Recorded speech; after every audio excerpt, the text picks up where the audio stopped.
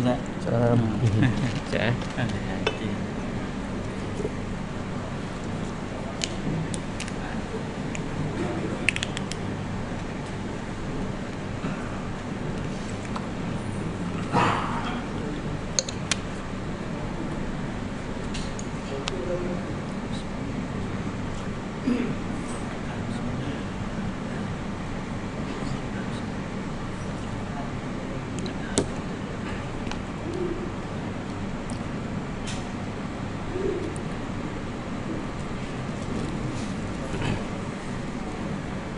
Assalamualaikum warahmatullahi wabarakatuh.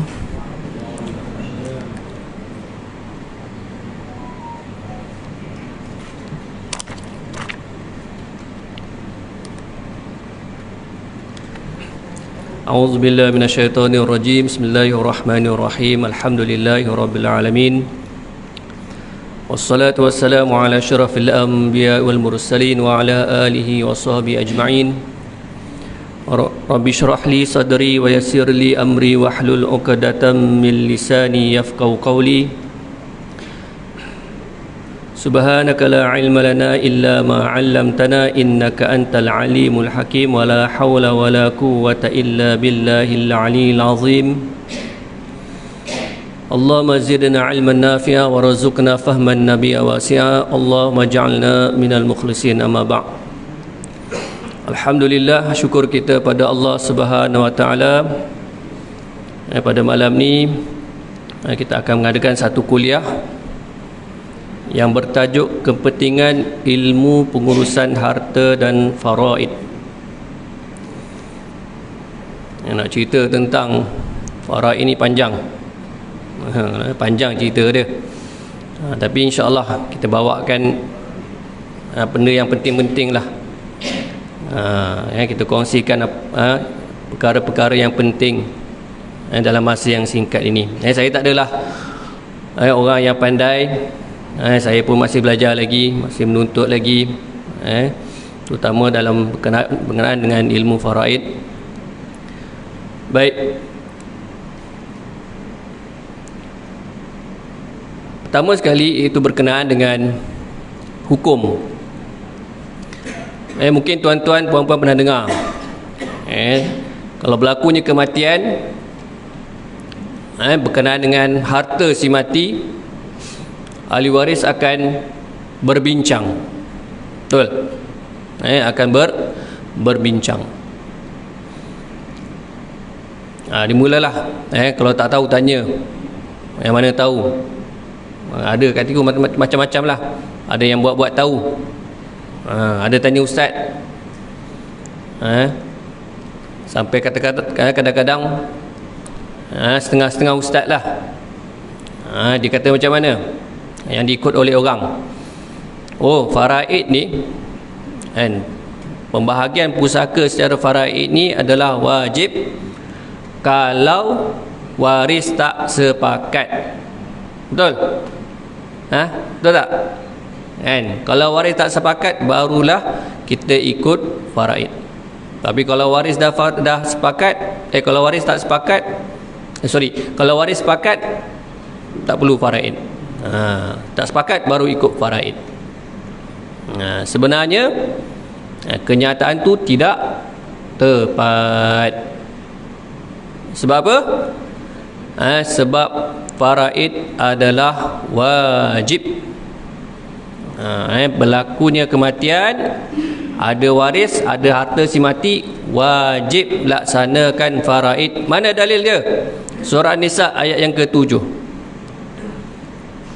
A'udzubillahi minasyaitonirrajim. Lirrijali nasibum mimma tarakal walidani wal aqrabun walin nisa'i nasibum mimma tarakal walidani wal aqrabun mimma qalla minhu aw kathur nasiban mafruḍa. Tu lirrijal, bagi orang-orang lelaki ada bahagian yang ditinggalkan oleh kedua ibu bapa dan kerabatnya, dan bagi orang perempuan juga ada peninggalan daripada kedua ibu bapanya dan kerabatnya. Mimma qalla aw kathur, sama ada sedikit ataupun banyak.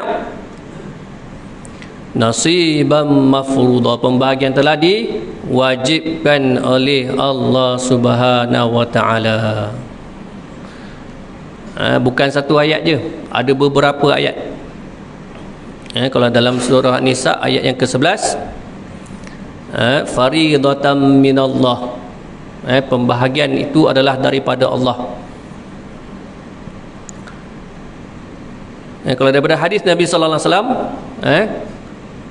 qala Rasulullah sallallahu alaihi wasallam, alhiqul faraidha bi ahliha, atau kama qala, berikanlah pembahagian pusaka itu kepada waris yang berhak, kepada ahlinya.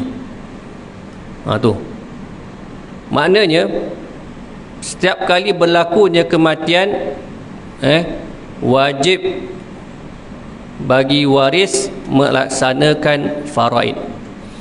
Okey, wajib dekat sini maksudnya setiap ahli waris kena tahu bahagian faraid dia. Satu, sama ada dia nak terima ataupun tidak, itu yang kedua.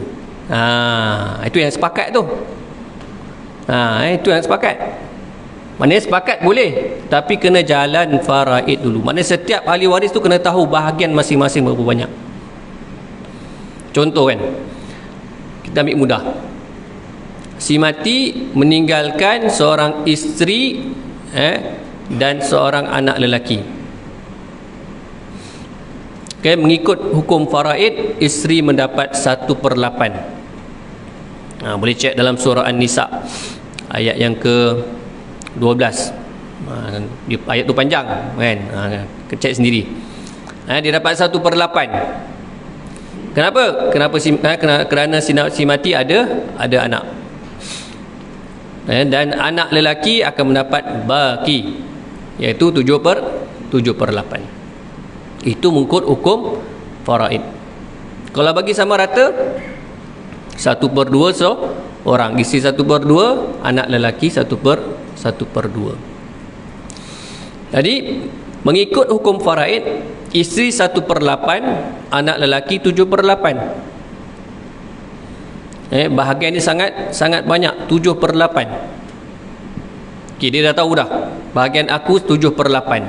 Contohlah harta si mati ada, bagi mudahlah, 8 juta. Isteri dapat berapa? 1 juta.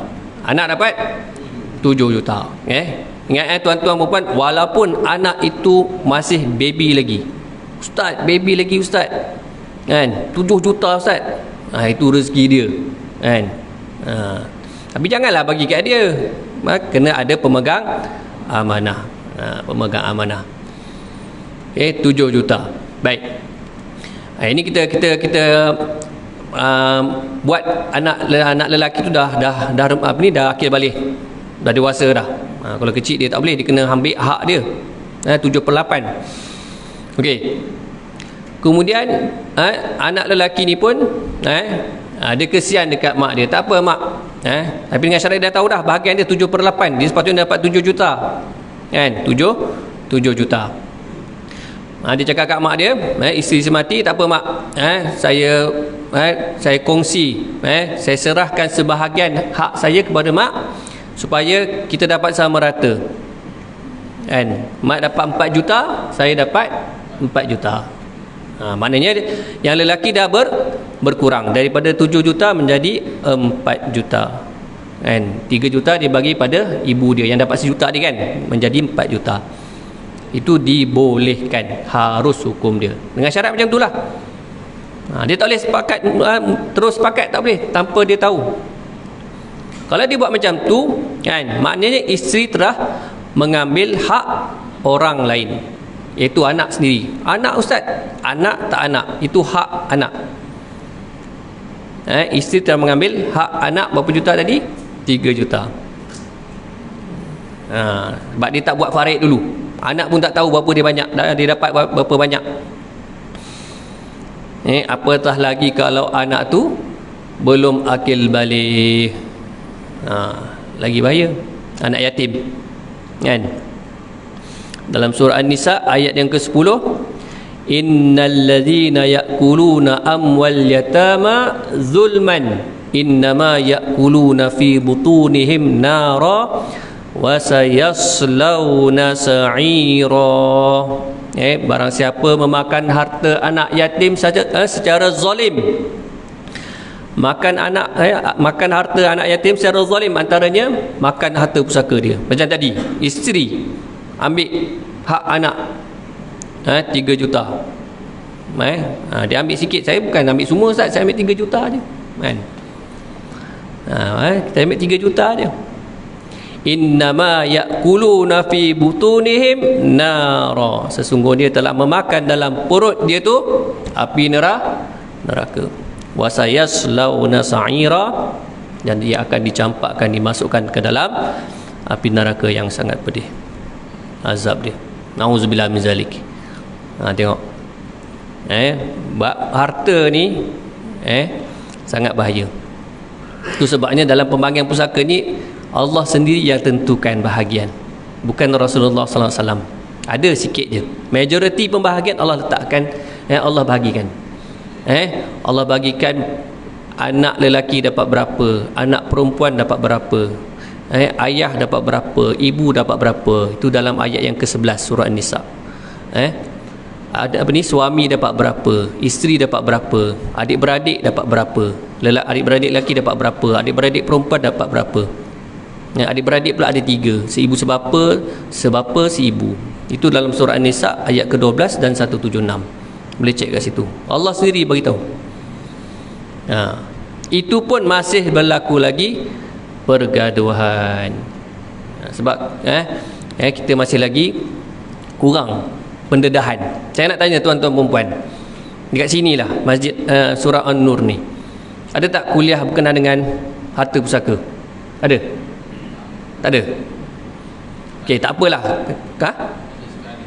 Ada sekali dulu. Tak apa. Okey, kuliah tak ada, tak apa. Khutbah Jumaat, berapa kali dengar tentang pasal faraid ni? Pernah dengar tak?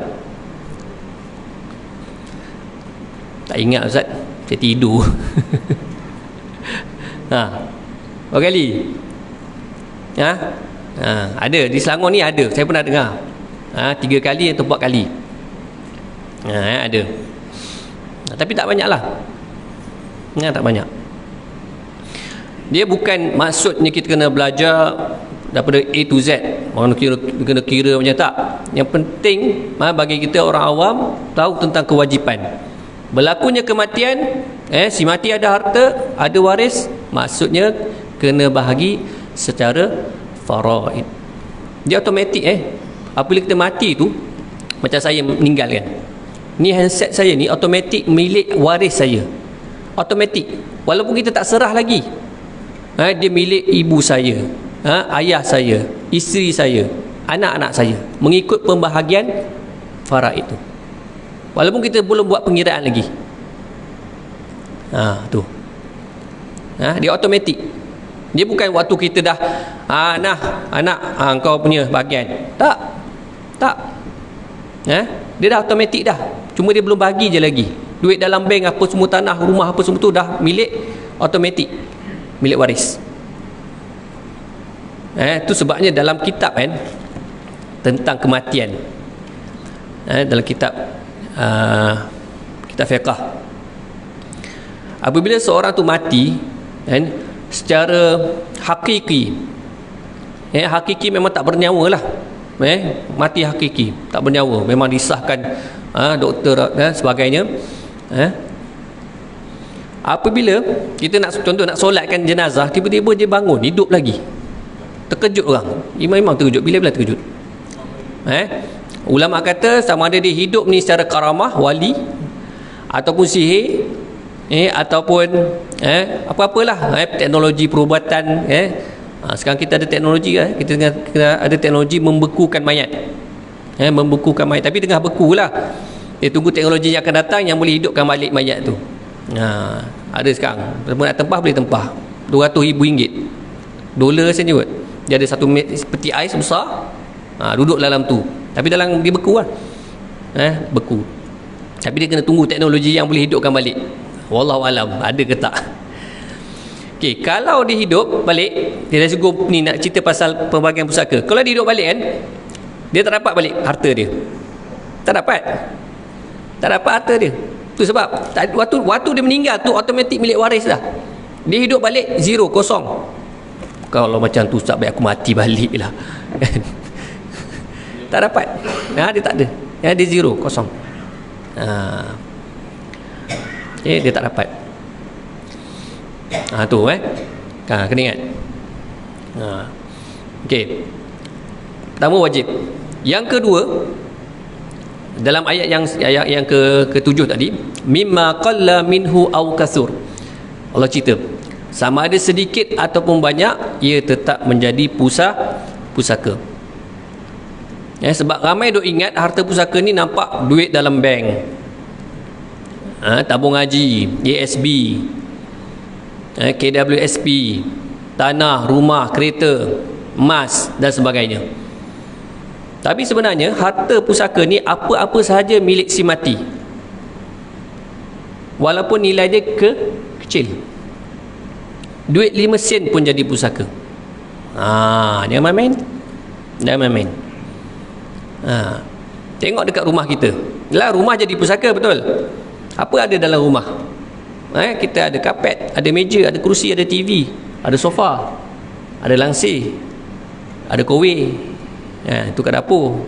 Tak apa lagi lah, tong gas, periuk, garpu, sudu, pisau, sudip. Tu milik siapa tu? Milik siapa? Kalau milik suami meninggal jadi pusaka. Jadi pusaka. Kalau isteri punya, suami meninggal jadi pusaka tak? Tak. Jadi pusaka tak? Contohnya, tong gas tu isteri punya, isteri beli, suami meninggal, jadi pusaka tak? Tak jadi, sebab bukan milik suami. Itu milik isteri. Tu kena hati-hati benda yang kecil-kecil ni. Benda yang besar-besar, boleh kata bahagi, sebab dia kena ada apa? Sijil faraid lah, kena ada isi borang, kena pergi berjabat tanah. Tapi benda yang kecil-kecil ni tak perlu borang-borang semua. Kita kena bahagi sendiri. Kena bahagi sendiri. Lepas tu orang tanya, Ustaz macam mana Ustaz kalau benda kecil? Mungkin terfikir kan, Ustaz ni biar betul kan. Benda kecil contoh macam pen kan, pen kan.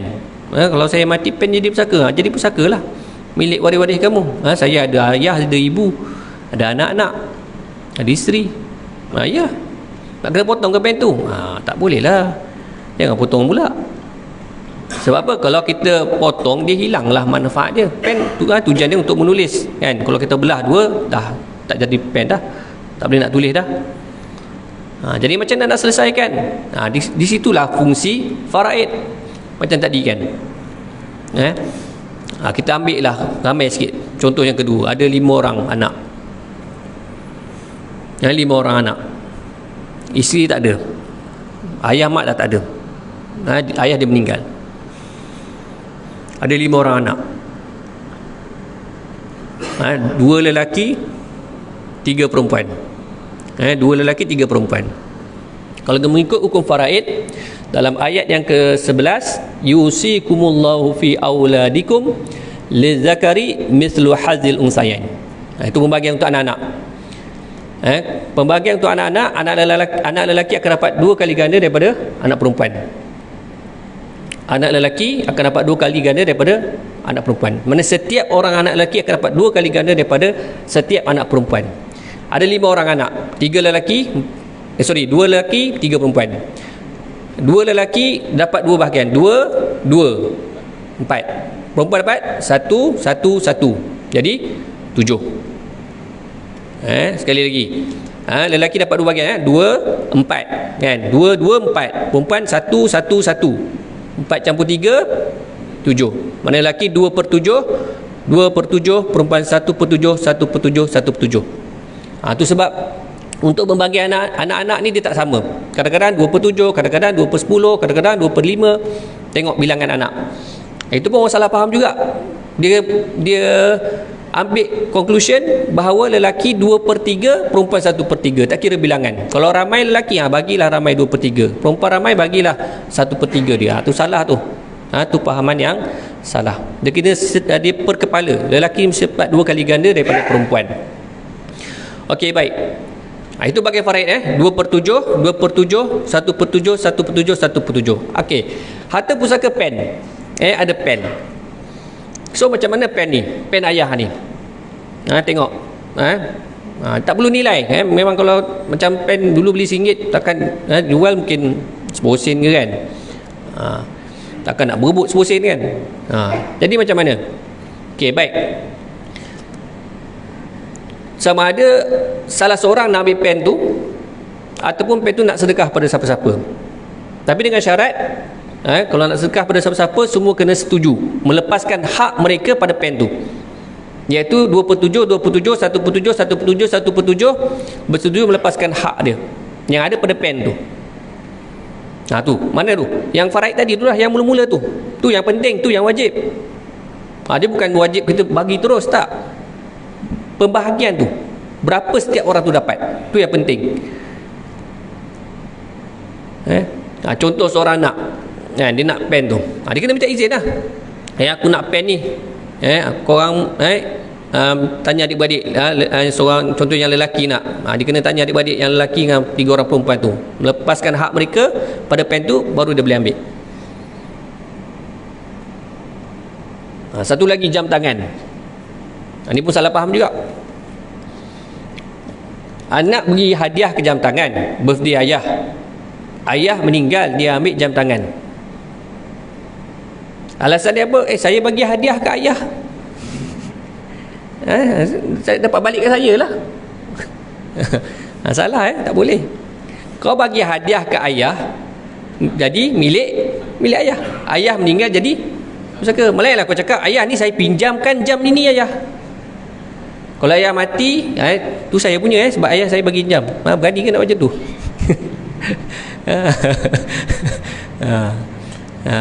Okey, biasa kita bagi hadiah. Jadi ayah meninggal, jam tangan tu menjadi pusaka. Kalau dia nak ambil balik, dia kena minta izin ahli waris. Macam ada 5 orang tadi, dia kena minta izin. Contohlah jam tangan, rupanya dia bagi ayah jam tangan Rolex. Kan? 70,000. 70,000 satu.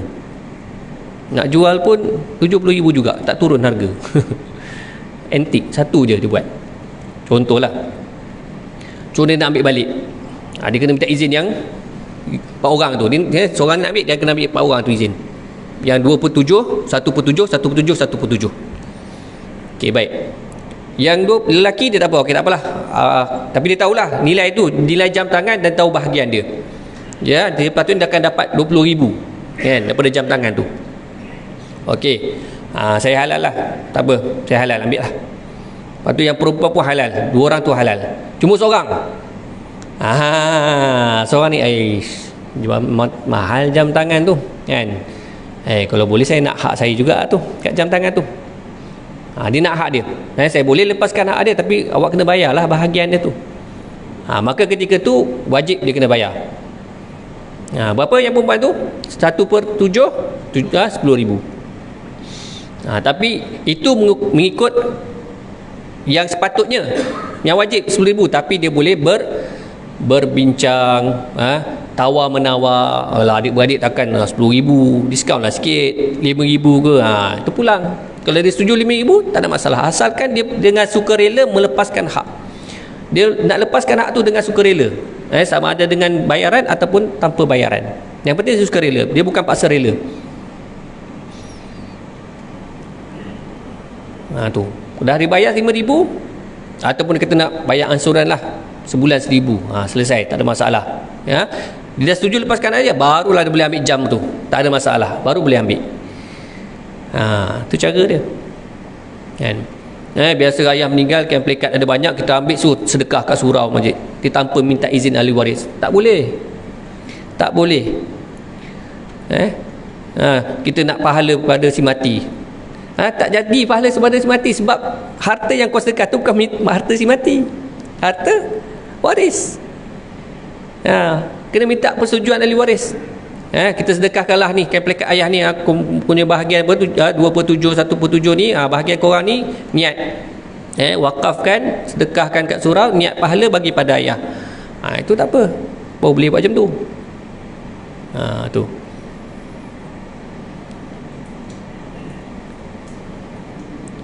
dan satu lagi,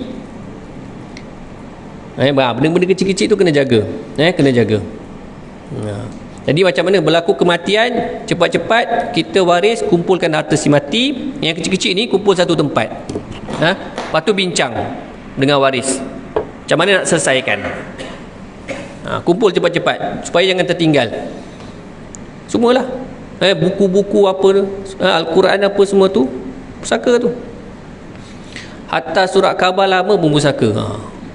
Betul kan? Singkal berapa sekarang? Singkal berapa jual singkal? RM2. RM2 pusaka lah. Jangan main-main. Pakaian kita ni kan, dia pusaka. Satu lagi, emas. Ni mak pula meninggal kan, mak meninggal, ayah bagi macam-macam hadiah, rantai emas, gelang, subang apa semua tu kan. Mak meninggal, yang 5 orang ni kan, perempuan ambil emas untuk anak perempuan kan. Kenapa ni? Kenapa untuk anak perempuan? Ustaz, lelaki haram pakai emas. Lelaki haram, betul. Memang betul, lelaki haram pakai emas, tapi pemilikan boleh kan. Kita suami, kita pergi kedai beli hadiah emas kat isteri kita kan, kita beli tu kan, kita bagi duit, dia bagi emas tu milik kita. Cuma kita tak boleh pakai je kan, tu yang haram. Milik tu boleh, lepas tu balik rumah, okey sayang ni hadiah untuk awak, kita serahkan, kita hadiahkan untuk isteri kita. Ni pandai-pandai je, lelaki haram pakai emas, ambil anak-anak perempuan semua ambil emas. Salah, tak boleh. Dia kalau nak emas juga buat macam tadi, minta persetujuan, nilaikan emas tu, kira faraid berapa seorang sepatutnya dapat bahagian dia kan. Macam tadi 70,000 contohnya, rantai tu 70,000, mana lelaki 20,000. Kalau dia nak, kalau lelaki nak hak dia, kena bayarlah 20,000, baru boleh ambil.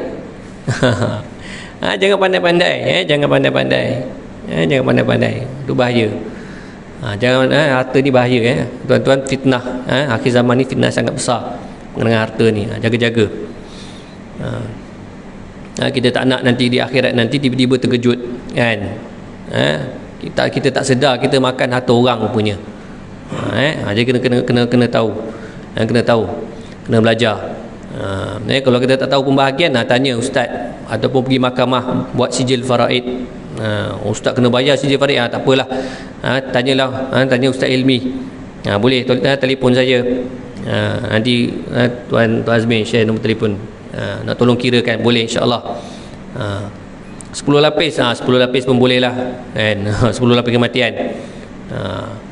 Apabila berlaku kematian, contoh suami meninggal, ada isteri, isteri dapat 1/8, kemudian isteri pula meninggal, bahagian 1/8 tu jadi pusaka pula.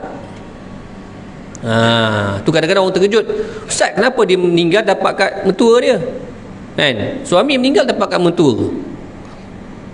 Kalau kita tahu dah kematian 2 lapis, mula-mula suami meninggal, lepas tu isteri meninggal.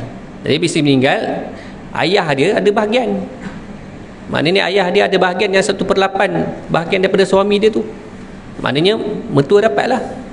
Tapi melalui 2 jalan, 2 lapis. Asal pembahagian pusaka mentua tak dapat, dia bukan waris. Tapi boleh, kenapa jadi macam tu? Sebab kematian 2 lapis, kematian 2 lapis. Okey. Baik, saya rasa mungkin tuan-tuan puan-puan ada persoalan tu. Saya tengok macam dalam tu macam nak tanya ni banyak betul nak tanya ni. Boleh kalau nak tanya, kita buka soal jawab. Kalau nak tanya, silakan. Kita ambil peluang. Ada nak tanya? Ya, tuan. Kalau macam pembahagian atau pusaka. Ya. Kalau macam kita bahagi hak kita kepada adik ataupun abang. Adakah betul tu mesti ada satu macam perjanjian? Ataukah cakap mulut saja dah boleh? Cakap mulut saja, tak perlu perjanjian. Kalau lebih baik lagi, ketika berlaku ni kematian, ketika pembahagian tu semua adalah semua ada, semua dengar. Kita cakap aku memberikan hakku ni kepada dia ni. Semua dengar. Itu paling baiklah. Tak perlu pun dokumen. Tak perlu nak sign pun tak perlu. Tak ada masalah. Okey. Ya.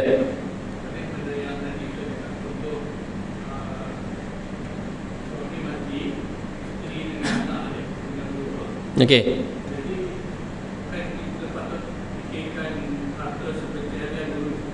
Okey. Harta pencarian.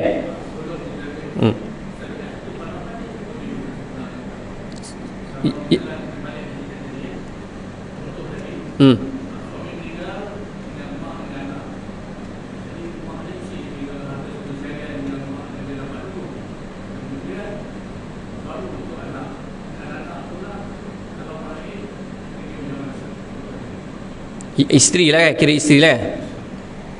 Okey, baik. Tentang harta sepencarian. Okey, harta sepencarian dalam syariat asal dia tak ada dia tak ada. Cuma di Nusantara, di Malaysia, Indonesia, Brunei, kita ada harta sepencarian disebabkan zaman dulu suami isteri bersama-sama mengusahakan satu macam sawah, ladang, sama-sama usaha. Jadi kat situ ada harta sepencarian. Okey, yang pertama, harta sepencarian dia tak berlaku automatik. Dia tak berlaku secara automatik. Dan harta sepencarian tak boleh berbincang sesama waris. Tak boleh.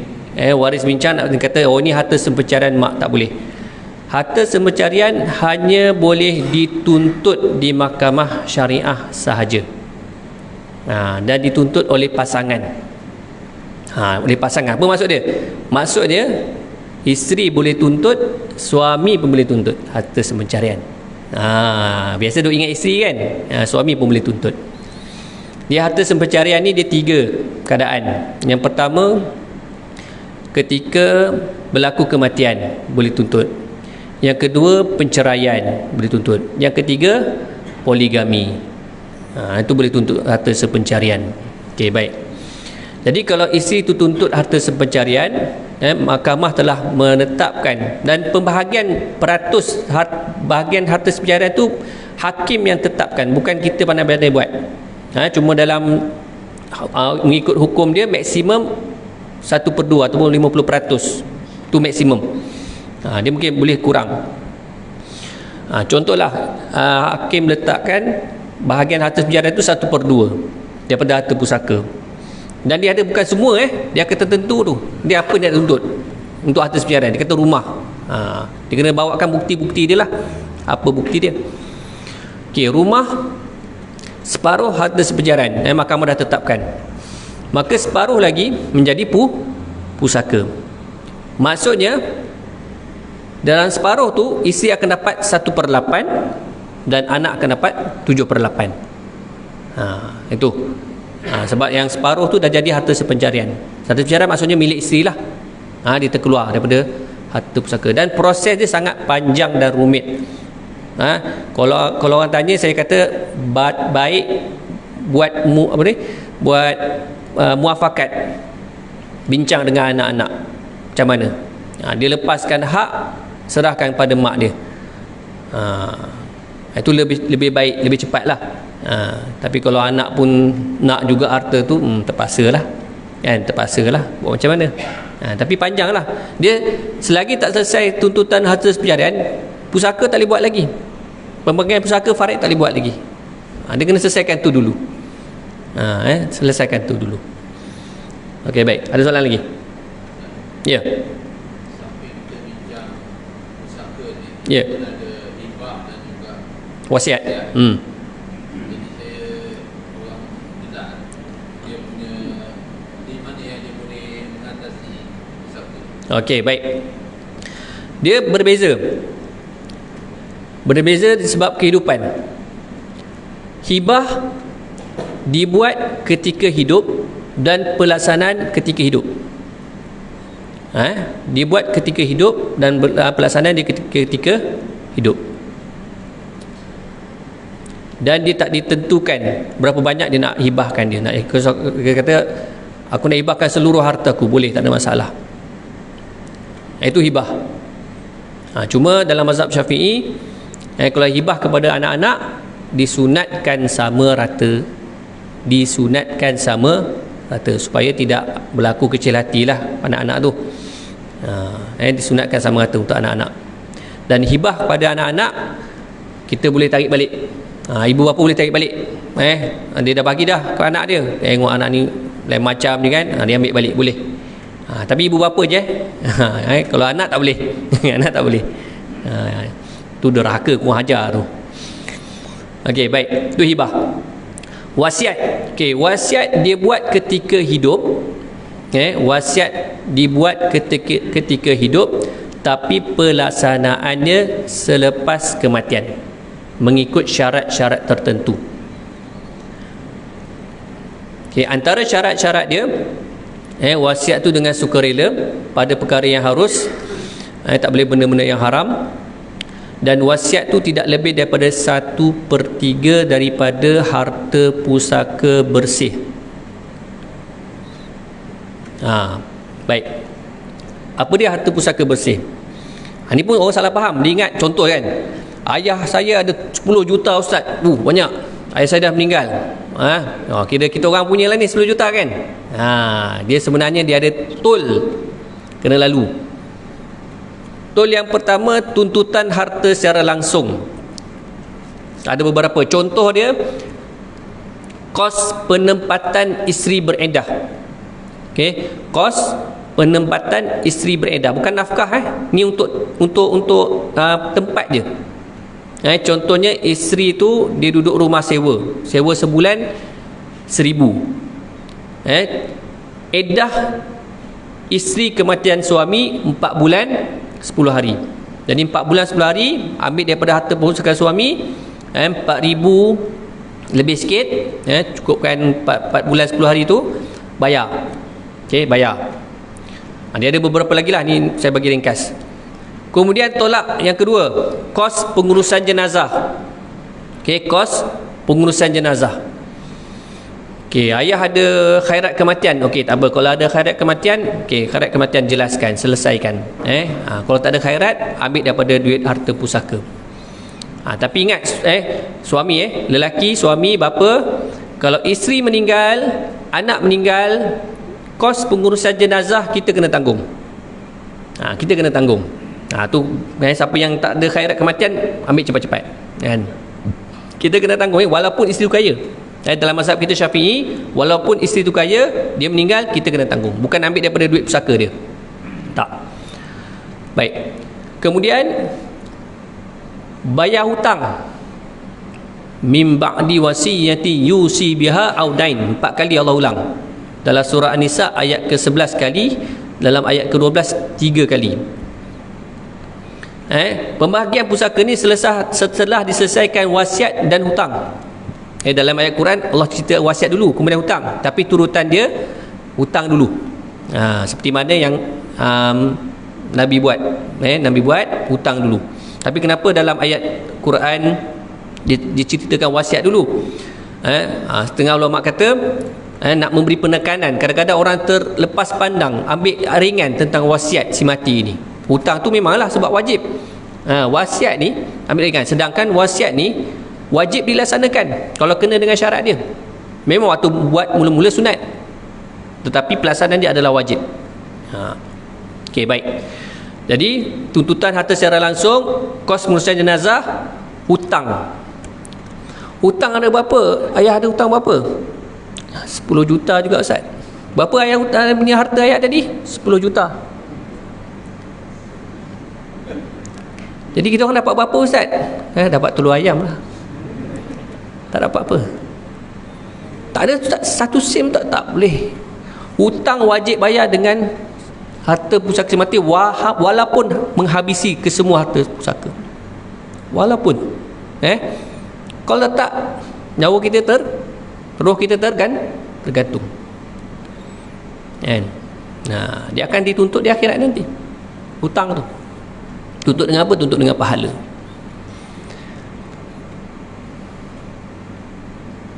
Lepas tu baru wasiat. Barulah wasiat.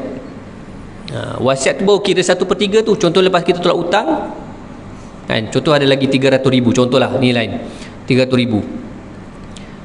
Jadi 1/3 daripada 300,000 tu, maknanya 100,000 yang boleh ditunaikan wasiat dia tu. Contoh kalau diwasiatkan 50,000, wajib laksanakan sebab dia bawah 1/3. Kalau diwasiatkan 200,000 tapi had dia 100,000, adakah wasiat tu terbatal? Tak, kena laksanakan, tapi ambil 100,000 sahaja. So baki 200,000 barulah difaraidkan. Tu wasiat wajib laksanakan. Dengan syarat-syarat lah. Dia wasiat ni ada satu tajuk khusus, kena belajar tajuk khusus tu, kena tanya. Bukan kita dengan hutang, undur balik ni hutang kan.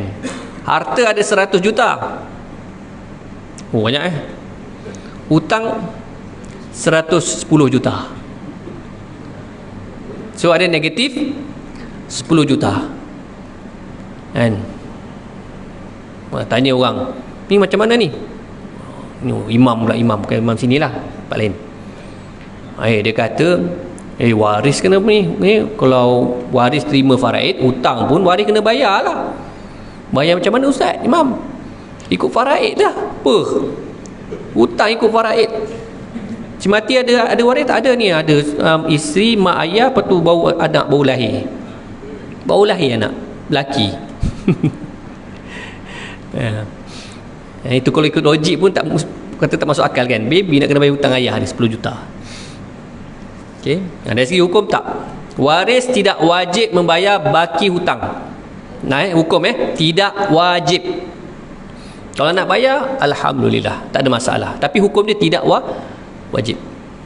Kan ada kisah kan, apabila dibawakan jenazah untuk Rasulullah, sahabat minta Rasulullah solatkan jenazah. Rasulullah akan tanya dua benda. Yang pertama hutang, yang kedua dia ada harta tak.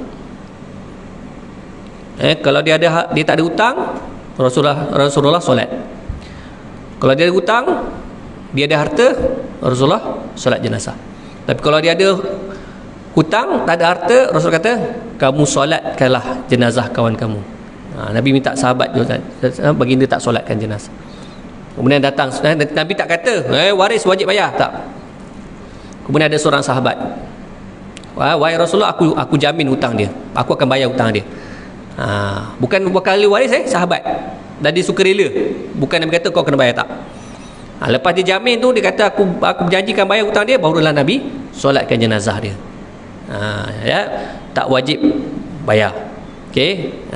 Jadi macam mana hutang dia nanti? Itu di akhirat nantilah, dituntut di akhirat nanti kalau tak ada orang bayar. Ada satu kes ataupun satu cerita saya dapat daripada sahabat saya. Dia ada hutang, cimati ada hutang, tapi dia ada harta, tapi ahli waris tak nak selesaikan hutang dia dengan harta pusaka dia.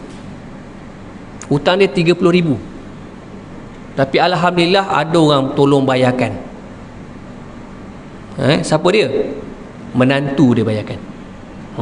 Menantu daripada syurga ni, alhamdulillah. Menantu tolong bayarkan. Kan, menantu tolong bayarkan. Selamatlah dia kan. Sebab apa, ada juga kes yang lain, ada harta pusaka, waris-waris pakat bagi pun orang kata ayah ni ada hutang ni, kena bayar ni. Tahu waris-waris, anak-anak cakap apa? Itu antara dia dengan Allah Ta'ala. Pandai betul dia, antara dia dengan Allah Ta'ala. Jangan jadi macam tu.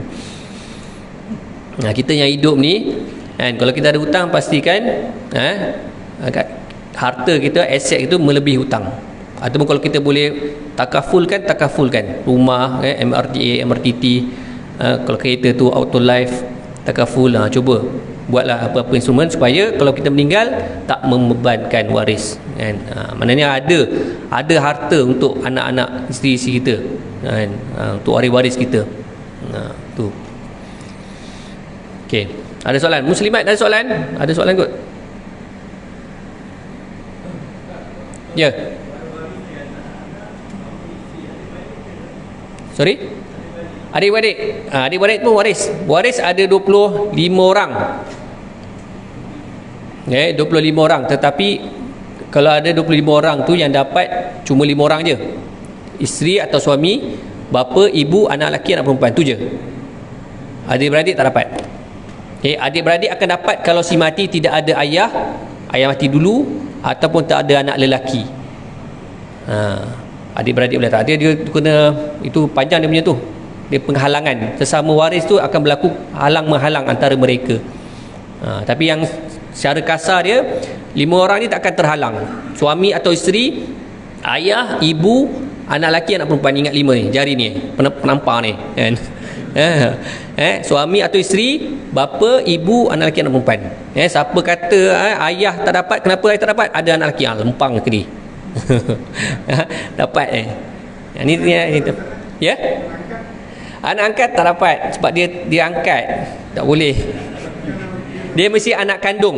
Okey, anak kandung, anak tiri, anak angkat, anak susuan, apa-apa anak tekak, anak lutut, apa semua tu bukan waris. Dia anak kandung. Tapi kalau dia cakap macam wasiat, dia cakap Macam wasiat. dia cakap tak dia macam Okey, dia kalau nak cakap wasiat, dia mesti kaitkan kematian. Kalau aku mati, rumah tu kau punya. Tu wasiat. Macam tu. anak angkat tu berhadapan. Boleh.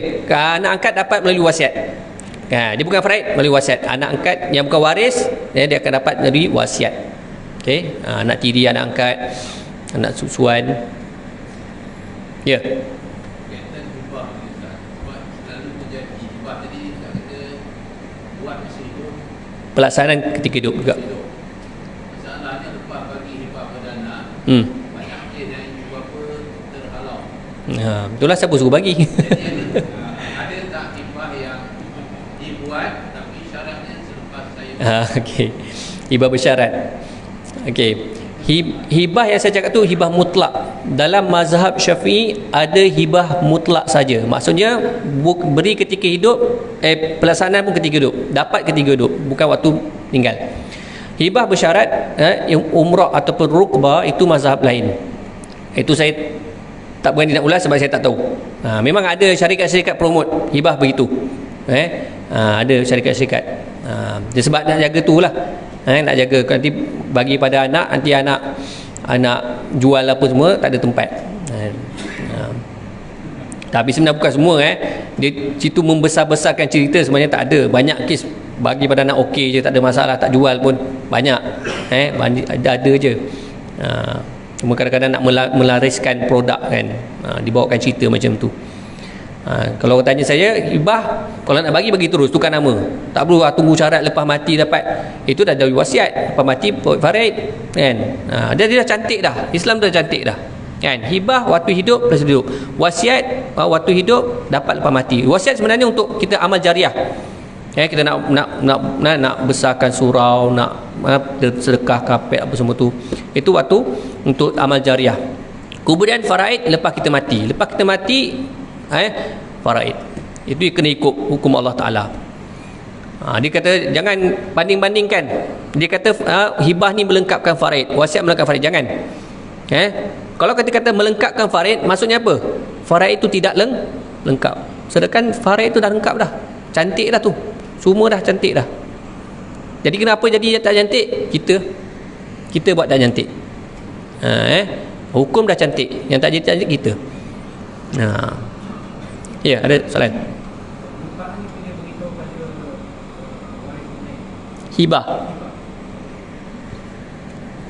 Hibah tak perlu beritahu. Sebab kita nak bagi. Cuma saya elok je lah. Kalau macam berkaitan benda yang besar-besar, beritahulah supaya tak terasa hati. Itu yang saya kata, disunatkan kalau hibah untuk anak-anak bagi sama rata. Ada 5 orang anak, ada 5 rumah, seorang satu rumah, base, selesai kan. Kalau ada 50,000, seorang 10,000. Disunatkan sama rata.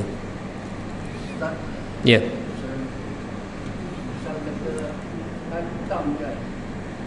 Anak ada hutang kepada mak dia, hutang kita buang mas lah dalam 60 juta tu. Jadi mak dia dalam saya mak dia tu dalam sakit. Dalam sakit tu anak yang si hutang tadi menghadap ibunya, minta ibunya minta minta halal minta apa. Jadi pihak mak jadi aku halalkan kau hutang aku tadi berapa banyak tadi. Adakah wajib kita bayar lagi sesudah mak kita dihalalkan? Okey, kalau dia dah halalkan sebelum dia meninggal, memang ketika tu dia kena pastikanlah bahawa dia sedar, dia tahu, dia jelas, dia waras, maka ketika tu bila dia halal lah hutang tu. Tak wajib gantilah. Tak payah bayar. Tak payah bayar. Okey, sebab mak dia dah halalkan.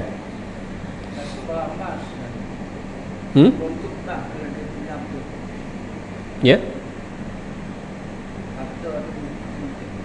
Bentuk mas, tak kira emas ke duit ke, kalau dia dah halal, tak perlu ni, tak perlu ganti. Dan mana tak jadi pusaka lah kalau mak meninggal. Okey, baik, ada lagi soalan? Ya. Siapa meninggal? Ayah meninggal. Ya. Bagi tak dengar. Tak minta setuju. Oh, mana dah bagi dah. Okey, macam mana? Kan Ustaz, saya baru dengar kuliah ni Ustaz, saya baru tahu, sebelum saya tak tahu. Ayah saya meninggal, mak saya meninggal, kita orang pakat bagi semua tu. Kan? Macam mana Ustaz? Jadi kena tulis, senaraikan balik apa yang kita dah buat, yang kita dah bagi, kan? Contoh dia bagi sejadah, baju-baju apa semua tu, senaraikan. Okey. Jumpa dengan ahli waris, semua bincang balik, tentukan bahagian faraid, kemudian kata okey, kita lepaskan hak ni, kita halalkan. Tu. Pertama kena tahu bahagian faraid dulu. Tu yang paling penting. Kan? Dia bahagian faraid ni dia fix, dia tak berubah. Kalau 1/8 pada semua harta pusaka tu 1/8, pada kain 1/8, pada baju 1/8, pada kapet 1/8, TV 1/8, basikal buruk 1/8. Itu yang penting, bahagian tu. Itu yang wajib. Kan? Kalau dia nak bahagian dia, wajib bagi. Tapi kalau dia tolak bahagian dia, harus, boleh, tak ada masalah. Dan pembahagian pusaka dia tidak ada istilah demokrasi. Kita masuk politik sikit. Kita kena gam ni kan. Tak ada, maksud saya kan demokrasi dia kena majoriti kan. Pusaka tak boleh majoriti. Contoh ada 5 orang ni kan. Tadi kan 3 orang, kita ambil lah seorang lelaki, 4 orang perempuan. Lelaki 2, 3, 4, 5, 6. 2/6, 1/6, 1/6, 1/6, 1/6. Kan? 4 orang ni pakai lah. Uish, sikit ni. Kan? Bagi sama rata lah. 1/5 seorang. Jadi kita orang dapat banyak sikit kan. Lelaki tak. Dia kata aku nak 2/6 ni faraid ni. Kau mana boleh ni 4 orang ni. Kita orang ni. Kau kena setuju lah. Kan? Kita orang ni banyak ni. Tak boleh. Tak boleh. Ya, dia diktator. Dia veto. Faraid dia veto. Okey, dia veto. Dia kalau perbahagian sama rata ni paling penting yang dapat banyak dalam faraid tu. Dia ni yang paling penting. Sebab apa? Sebab kalau bagi sama rata, bahagian yang faraid dia akan berkurang. Sebab nak bagi sama rata tu. Ini yang kena setuju ni. Dia bukan sepakat ni semua kena sepakat, tak. Kalau dalam kes ni ada seorang anak lelaki, 4 orang anak perempuan, ni penting ni anak lelaki ni. Ni kalau dia tak setuju, kena bagi hak dia 2/6. Jadi 1/6 lah. Kalau dia setuju baru boleh 1/5, 1/5, 1/5. Tak ada masalah. Tu sebenarnya bukan sepakat ni kena macam bincang demokrasi, tak. kena tengok siapa yang dapat paling banyak dalam faraid. Kemudian kalau bagi sepakat sama rata dia berkurang, dia tu kena minta setuju. Dan satu lagi kena syarat, yang lelaki ni mestilah akil baligh. Kalau dia belum akil baligh, dia kena dapat hak faraid dia walaupun dia setuju. Sebab orang boleh tipu kan, baru umur 7 tahun kan, bagi hadiah basikal, kau lepas kalah hak kau, duit ada 6 juta, kan, dia sepatutnya dapat 2 juta, dia dapat 1 juta basikal. Tu sebab dalam Islam bawah umur tak cukup ni, belum akil baligh tak boleh, orang gila tak boleh. Orang gila dapat ustaz? Dapat. Jangan tak bagi. Okio orang gila dapat jangan main-main. Lepas tu bila pula naik? Tunggu dia matilah korang pula dapat. Dapat Ya. Nama bersama. Ya.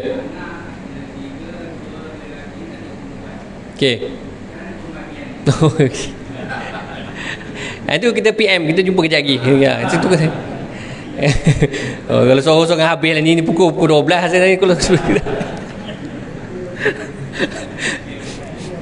Okey, satu lagi berkaitan dengan ni kan, anak derhaka. Kan, anak derhaka engkau ni macam drama kan. Waktu ayah ada, mak ada, kau tak datang jenguk. Ayah meninggal kau datang, itu pun kau nak minta harta pusaka dia. Tak boleh. Kau ni anak derhaka. Lepas tu ayah pula dia beritahu ni, kau jangan, aku haramkan harta aku kat dia ni. Ayah cakap macam tu. Tu wasiat ayah, wasiat mak. Hukum dia haram, tak boleh. Anak tu berhak dapat hak dia. Dia berhak walaupun dia derhaka. Derhaka tu soal lain, memang berdosa. Bukan kata tak apalah kalau macam tu boleh berderhaka lah. Tak. Derhaka berdosa, tapi hak dia kena bagi. Mak ayah cakap macam tu dia wasiatkan, kalau dia kata dia wasiatkan aku haramkan harta aku kalau aku meninggal pada anak aku, hukum wasiat tu haram. Dalam hadis dia, kalau dia beribadat selama 60 tahun, ketika nak meninggal dia wasiat macam tu, hapus semua amalan dia, hapus, kosong wasiat macam tu. Jangan, hati-hati. Min ba'di wasiyati yusa biha au dainin ghairu mudar, dalam surah An-Nisa. Pembagian faraid itu ditunaikan setelah ditunaikan wasiat dan bayar hutang. Ghairu mudar, jangan ghairu mudar, jangan wasiat ghairu mudar, maknanya yang memberi mudarat kepada waris, antaranya menghalang hak dia, mengurangkan hak dia. Jangan, hati-hati. Kita jaga jangan kita wasiat macam tu. Okey, soal dia derhaka itu memang berdosa. Tapi harta dia tetap dapat harta dia. Dia tak kira. Dia asalkan dia hidup, dia kecil, dia besar, dia sihat, dia sakit. Ayah saya koma ustaz. Lepas tu mak meninggal, dia dapat bahagian dia sebagai suami. Sebab dia hidup lagi. Dia waras ataupun dia gila, dia dapat. Orang gila dapat pusaka, OQ dapat pusaka. Dia anak soleh, anak derhaka dapat pusaka. Penagih dadah ustaz, penagih dadah pun dapat pusaka. Tapi kena jagalah, jangan mana pusaka kau ni. Janganlah macam tu, kang dia pergi borong pula pun dadah kan. Kena orang jaga, pemegang amanah, bagi sikit-sikit atau bagi untuk keperluan dia je. Kena jaga je, jangan dia salah gunakan duit tu kan. Kita bukan tak bagi, kita takut. Kita ni takut dia jadi teruk lah kan, sebab antara benda yang kita kena jaga adalah akal kita kan. Akal tu kena jaga. Tu kena jaga. Dia 3 je yang tak dapat pusaka 3 ni je. Yang pertama, dia bunuh ayah dia, ataupun anak bunuh ayah. Ayah bunuh anak. Ayah umur 95 tahun contoh kan, lambat betul orang tu ni nak mati kan, harta banyak, bilion harta kan. Pergi bunuh ayah, tikam ayah dia, mati ayah dia, tak dapat pusaka, kosong, tak dapat, seolah-olah dia tidak wujud. Dan bunuh, kena jaga-jaga tuan-tuan perempuan. Dalam mazhab Syafi'i, bunuh secara tak sengaja pun dikira membunuh. Kan? kita balik kerja kan, elektrik tak ada kan, macam tadi kan tak ada elektrik kan, habis lampu gelap semua kan, jalan-jalan pup, terlanggar orang, insiden, terkejut, tengok-tengok ayah kita, meninggal ayah kita, tak dapat pusaka, hati-hati bawa kereta, mak ayah duduk sebelah, bawa kita kan laju lah, dapat disebabkan kecuaian kita tu, aksiden, meninggal mak ayah kita, kita tak dapat pusaka. Itu mungkin hukum mazhab Syafi'i, tapi dari segi praktikal dia tak tanya, tapi hukum kena jaga-jaga. Hukum macam tu, sebab dia bunuh tak sengaja dikira sebagai membunuh, membunuh. So hati-hati, hati-hati. Bandu kereta tu hati-hati, nanti bolehlah letak signboard besar kan, kalau kau bawa mak ayah, meninggal mak ayah, kau tak dapat pusaka.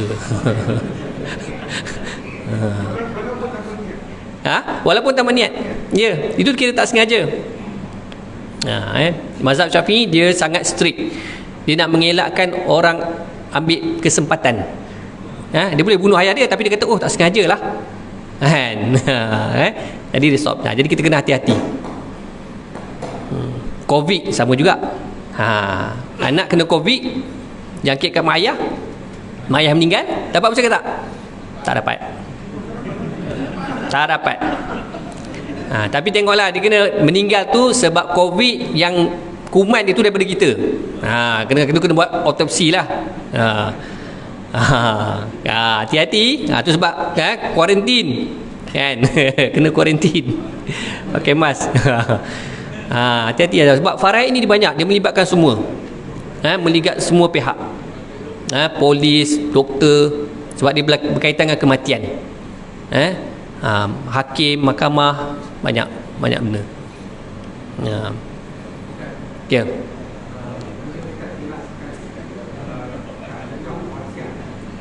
Sorry, what? Wasiat. Okay.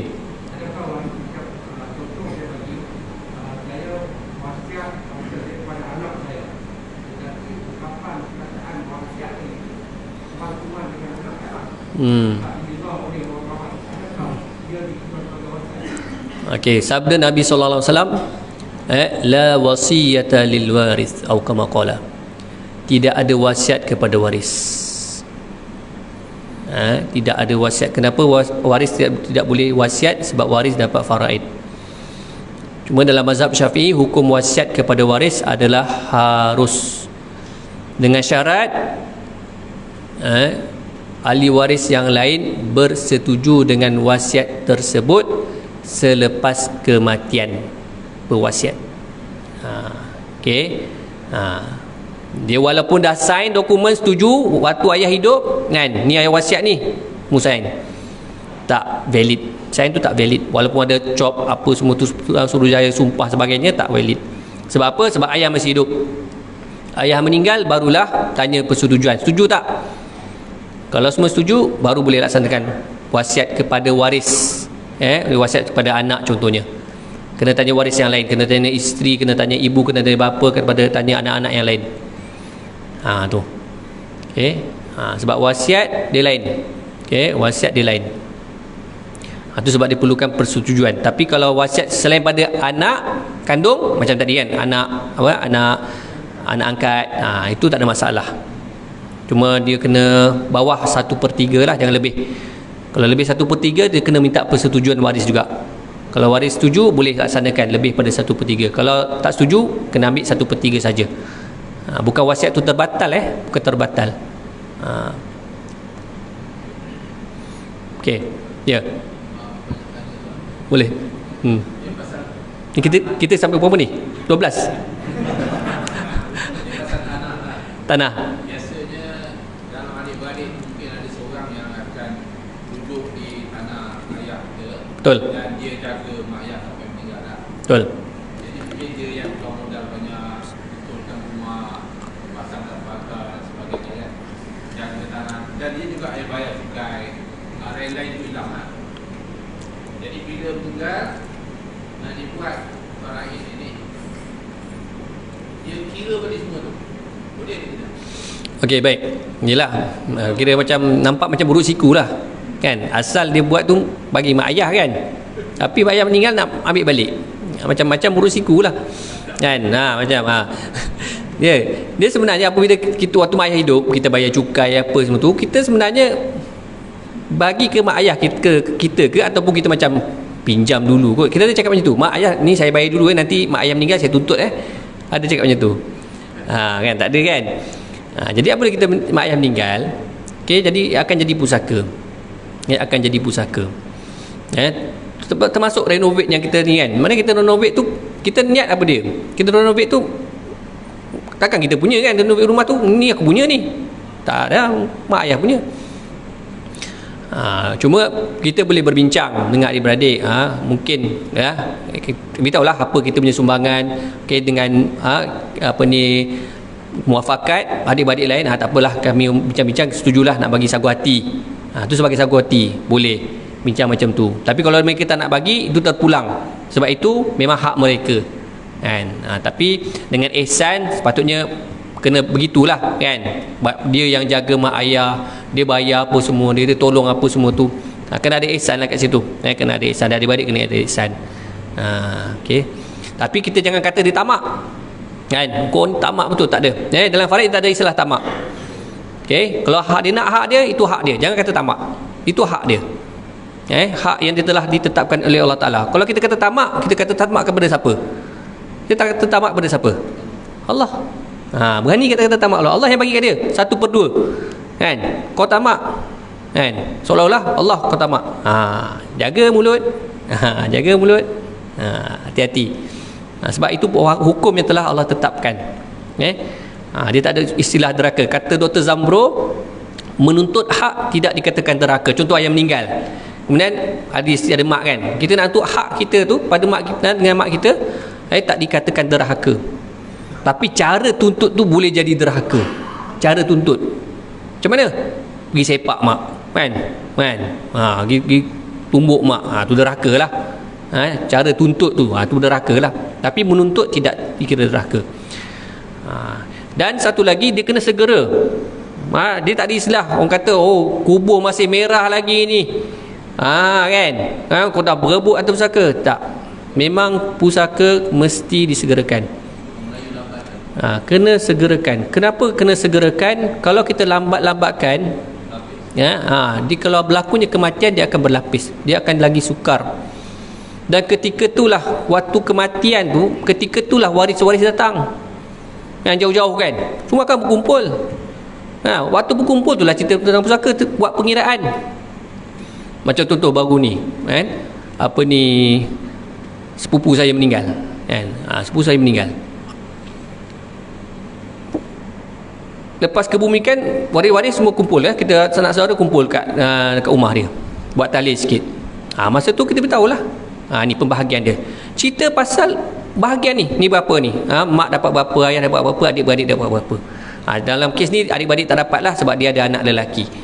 Ni kira ni bahagian-bahagian dia, adik-beradik tak dapat. Ini bahagian. Jadi terpulang bincang lah dengan harta-harta dia ni macam mana nak buat. Kau bincang lah. Tapi hak ni, dapat dia ada anak yatim di bawah umur, belum akil balik lagi, tu kena bagi hak dia orang. Kena bagi hak dia orang. Kena bagi. Kena bagi. Kena nilaikan lah. Kena nilaikan setiap harta pusaka dia tu. Kena segerakan. Apa tu, time tu lah nak ni beritahu, sebab orang dah berkumpul. Kalau dah balik apa semua, nak kumpul balik susah kan. Semua ada komitmen masing-masing. Seorang duduk Kedah, seorang duduk Johor, seorang duduk Perlis, seorang duduk Sarawak. Susah lah. Susah. Okay. Bincang. Kena segerakan. Dia bukan kita nak tahu bahagian tu. Bahagian dan juga dengan harta pusaka tu. Itu penting. Okey, ada lagi soalan? Terakhir. Ini macam tahu-tahu aja Okey, tak apa, terakhir. Tak apa, nanti kalau ada soalan lagi lepas solat Isyak boleh tanya boleh tanya. Istilah adat. Okey, adat pepatih. Okey. Saya difahamkanlah bahawa adat pepatih ni adalah harta wakaf. Harta wakaf. Maknanya orang dulu dia kata dia wakafkan tanah kepada keturunan yang perempuan. Keturunan dia yang perempuan. Jadi harta tu bukan milik siapa-siapa. Dia milik wakaf keturunan perempuan. Harta wakaf dia tak jadi pusaka lah. Tak jadi pusaka. Wallahu alam, saya difahamkan macam tu. Kadang-kadang orang, ada juga orang tak puas hati kan. Tapi saya dah fahamkan itu pun daripada Majlis Agama Negeri Sembilan sendiri. Okey, dia kata harta wakaf. Wakaf kepada, dia pakai wakaf khas. Wakaf khas kepada keturunan dia. Dia sebab nak jaga supaya apa? Supaya ialah perempuan kan. Perempuan, nak jaga masalah perempuan tu. Kalau lebih detail lagi kena tengok sana lah kan. Dekat Majlis Agama tu, cuba cari. Okey, alhamdulillah. Jadi setakat itulah perkongsian saya pada malam ni. Okey, apa yang baik itu datang daripada Allah Subhanahu Wa Taala, apa yang kekurangan itu daripada kelemahan diri saya sendiri. Jadi semoga perkongsian ini memberi manfaat. Jadi kita kena ingatlah apabila berlakunya kematian, diri kita lah kita sebarkanlah kepada pertama untuk keluarga kita, saudara mara kita. Apabila berlakunya kematian, ingat harta-harta tu wajib difaraidkan. Maksud difaraidkan iaitu ahli waris tahu bahagian masing-masing, bahagian faraid masing-masing, dan kalau mereka nak bahagian mereka, wajib berikan bahagian tersebut. Okey, wajib bahagian tersebut. Okey.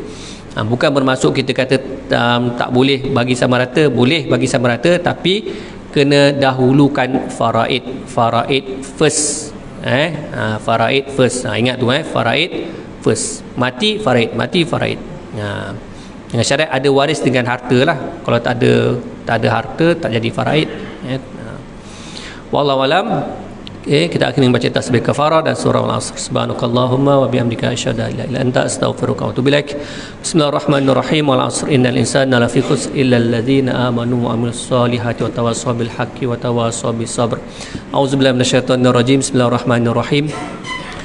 Rabbana atina fid dunya hasanah wa fil akhirati hasanah wa qina azabannar wa adkhilnal jannatal firdausal a'la bighairi hisab ala barari aziz ya ghafar ya rabbal alamin. Ya Allah Tuhan kami, kurniakanlah kepada kami kebaikan, kejayaan, kebahagiaan di dunia dan di akhirat, dan masukkanlah kami ke dalam syurga Firdaus-Mu tanpa hisab bersama kedua ibu bapa kami, ahli keluarga kami, sanak saudara kami, jiran-jiran kami, guru-guru kami, murid-murid kami, sahabat handai kami, staf-staf kami dan seluruh umat Islam. Wa sallallahu ala sayyidina Muhammadin wa ala alihi wasallam walhamdulillahi rabbil alamin.